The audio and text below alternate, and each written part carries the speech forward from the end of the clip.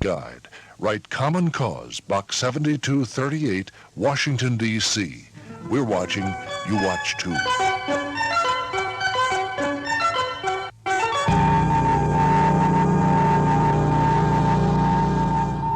President Carter is hopeful the Congress will not override his veto, which canceled plans for a nuclear aircraft carrier he says would be a sitting duck in wartime. But Mr. Carter is ready to provide extra legislation to restore cuts and maybe throw in a small carrier next year. Good morning, I'm Jeff Rouse reporting on KBYU FM.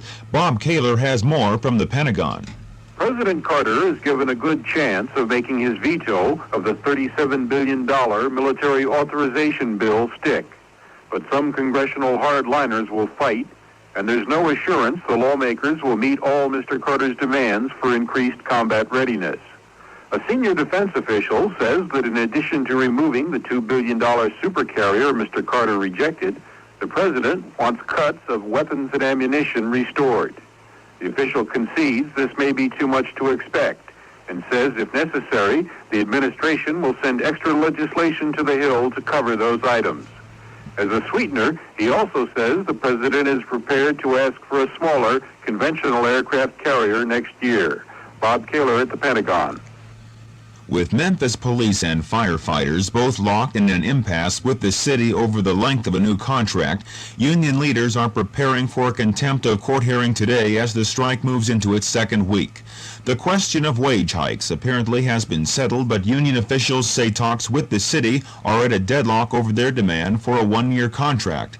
Mayor Wyeth Chandler has refused to agree on anything less than a two-year contract. In their court appearance today, leaders of the Memphis Police Association and firefighters locals could face fines and jail sentences for ignoring court orders to return to work. Vice President Mondale today announced a settlement in the congressional deadlock on natural gas deregulation. He said the chances are now excellent for passage of a national energy plan this year. The breakthrough came during a White House meeting last night between President Carter and two key senators and two House members. Another opinion poll on the popularity of President Carter gives him some points instead of taking them away. The latest Harris survey says 67% of those polled agreed with the president's policy of coming down hard on the Russians for treatment of dissidents. But meanwhile, firefighters in Las Vegas have withdrawn their union's support of the president.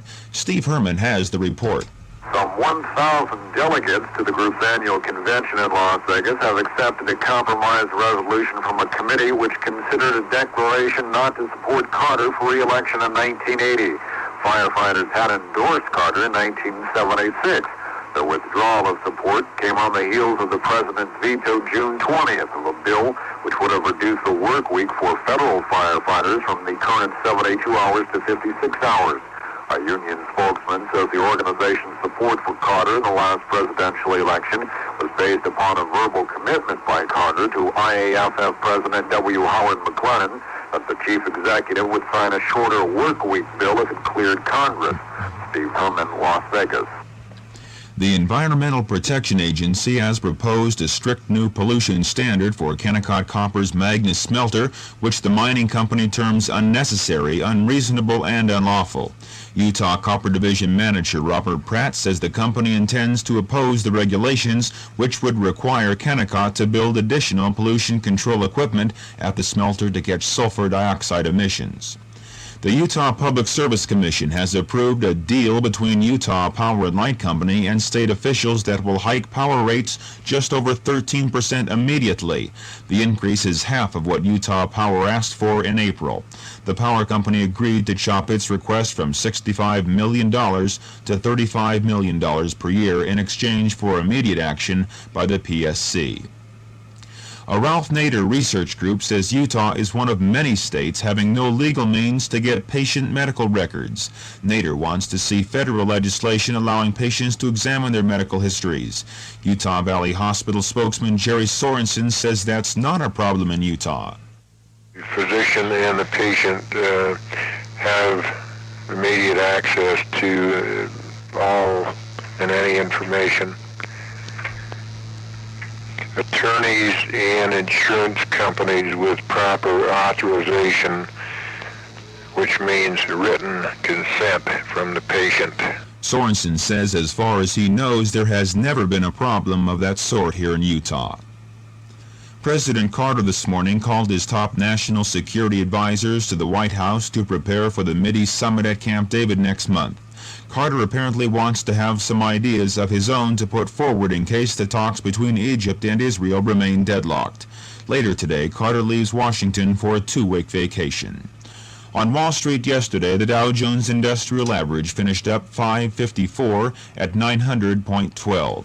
Volume on the big board, 45,270,000 shares.